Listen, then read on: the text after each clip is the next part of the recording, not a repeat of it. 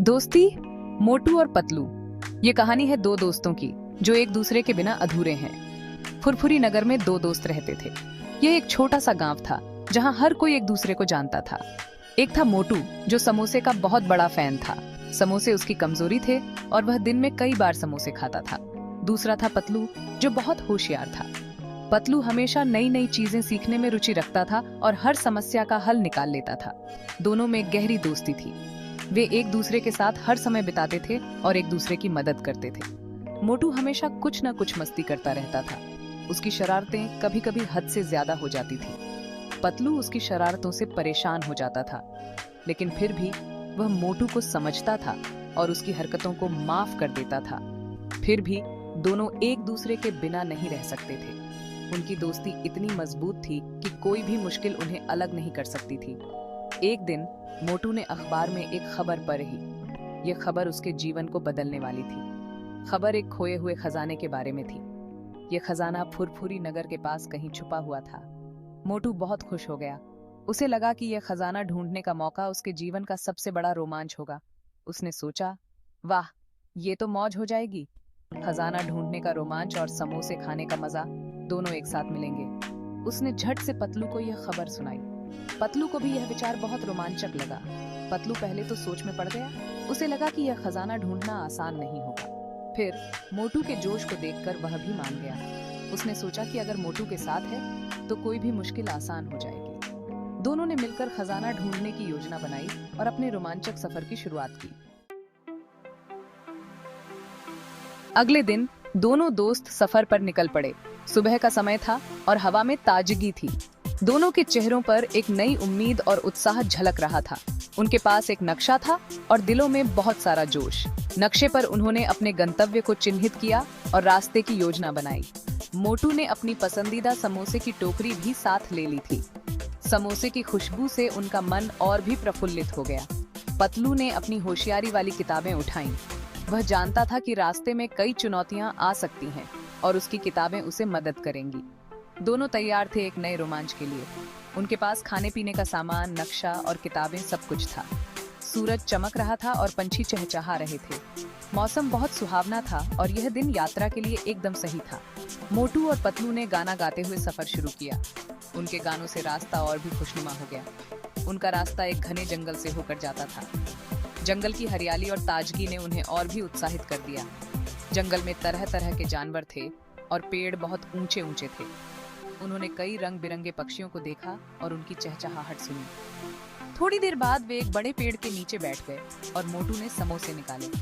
पतलू ने अपनी किताब से कुछ मजेदार कहानियां सुनाई। दोनों हंसते हंसते लोटपोट हो गए। इस तरह उनकी यात्रा और भी यादगार बन गई। शाम होते होते सूरज पहाड़ों के पीछे छिपने लगा।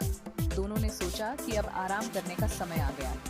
उन्होंने एक सुरक्षित जगह पर अपना टेंट लगाया और रात के लिए तैयार हो गए। रात में वे तारों भरे आसमान को निहारते रहे और अपने अगले दिन की योजना बनाते रहे। इस तरह मोटू और पतलू का नया सफर एक नए उत्साह के साथ शुरू हुआ। जंगल का रास्ता आसान नहीं था। कहीं कांटे थे, कहीं गड्ढे। मोटू थोड़ा डर रहा था, लेकिन पतलू ने उसे हिम्मत दी। घबराओ मत मोटू, हम साथ हैं, पतलू ने कहा। रास्ते में उन्हें बहुत सारे बंदर मिले। बंदर बहुत शरारती थे। उन्होंने मोटू के समोसे छीन लिए और पेड़ों पर चढ़ गए। मोटू उदास हो गया, लेकिन पतलू ने अपनी चतुराई से बंदरों को बेवकूफ बनाया और समोसे वापस ले लिए। थोड़ा आगे जाने पर उनकी मुलाकात एक बहुत बड़े भालू से हो गई। भालू बहुत गुस्से में था। वह बहुत जोर से चिल्ला रहा था। मोटू डर के मारे कांपने लगा। पतलू ने उसे छिपने को कहा। पतलू ने अपनी तेज बुद्धि से भालू को भगाने का तरीका सोचा। उसने जमीन पर थोड़ा सा शहद गिरा दिया। भालू शहद चाटने में लग गया। मोटू और पतलू चुपके से वहां से भाग निकले। भालू से बचकर दोनों दोस्त जंगल से भागते हुए एक नदी के पास पहुंचे। नदी बहुत चौड़ी और गहरी थी और पानी का बहाव भी तेज था। मोटू को तैरना नहीं आता था। वह घबरा गया और सोचने लगा कि अब क्या करें। पतलू ने मोटू को देखा और उसकी चिंता को समझा। उसने मोटू को दिलासा देते हुए कहा, चिंता मत करो, मेरे पास एक उपाय है। पतलू ने चारों ओर देखा और कुछ लकड़ियां इकट्ठी करने का विचार किया। उसने मोटू से कहा, हम इन लकड़ियों से एक नाव बना सकते हैं। पतलू ने जल्दी से कुछ मजबूत लकड़ियां इकट्ठी की और उन्हें रस्सी से बांधकर एक नाव बनाई। मोटू ने पतलू की मदद की और दोनों ने मिलकर नाव को तैयार किया। जब नाव तैयार हो गई तो मोटू और पतलू इस पर बैठ गए। पतलू ने नाव को सावधानी से नदी के उस पार पहुंचाया। नदी पार करने के बाद दोनों दोस्त बहुत खुश हुए। एक बार फिर पतलू की चतुराई ने उनका काम बना दिया। मोटू ने पतलू को गले लगाते हुए कहा, धन्यवाद दोस्त, तुम्हारी समझदारी ने हमें बचा लिया। दोनों दोस्त फिर से अपनी यात्रा पर निकल पड़े और इस बार वे और भी ज्यादा आत्मविश्वास से भरे हुए थे। इस घटना ने उन्हें सिखाया कि मुश्किल समय में धैर्य और चतुराई से काम लेना कितना महत्वपूर्ण है। नदी का सफर बहुत अच्छा था। ठंडी हवा चल रही थी, पंछी मीठे मीठे गीत गा रहे थे। मोटू को अब बहुत मजा आ रहा था। उसने पतलू से कहा, यह तो बहुत मजेदार सफर है। नदी के किनारे उन्हें एक सुंदर झरना दिखाई दिया। झरने का पानी बहुत ही ठंडा और साफ था। दोनों दोस्त झरने के पास रुक गए। उन्होंने वहां आराम किया और खाना खाया। थोड़ी देर बाद उन्होंने अपनी यात्रा फिर से शुरू की। नक्शे के हिसाब से वे खजाने के बहुत करीब थे। आखिरकार वे एक गुफा के पास पहुंचे। गुफा बहुत अंधेरी और डरावनी लग रही थी।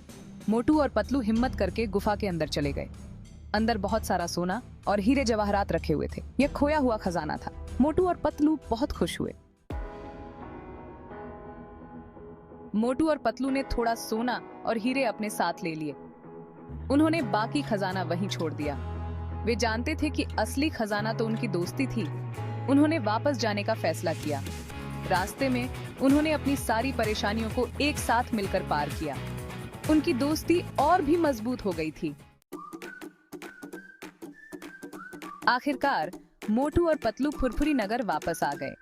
उन्होंने अपने दोस्तों और परिवार को अपने रोमांचक सफर के बारे में बताया। सब उनकी बातें सुनकर हैरान रह गए। मोटू और पतलू ने खजाने से मिले सोने से अपने शहर की मदद की। उन्होंने गरीब बच्चों के लिए एक स्कूल बनवाया। ये सफर मोटू और पतलू के लिए हमेशा यादगार और अद्भुत रहा। उन्होंने न सिर्फ खजाना पाया बल्कि अपनी दोस्ती को और भी गहरा और मजबूत बनाया। उन्होंने सीखा कि मुश्किल समय में एक दूसरे का साथ बहुत जरूरी और महत्वपूर्ण होता है, और यह भी कि सच्ची खुशी बांटने से और भी बढ़ती है।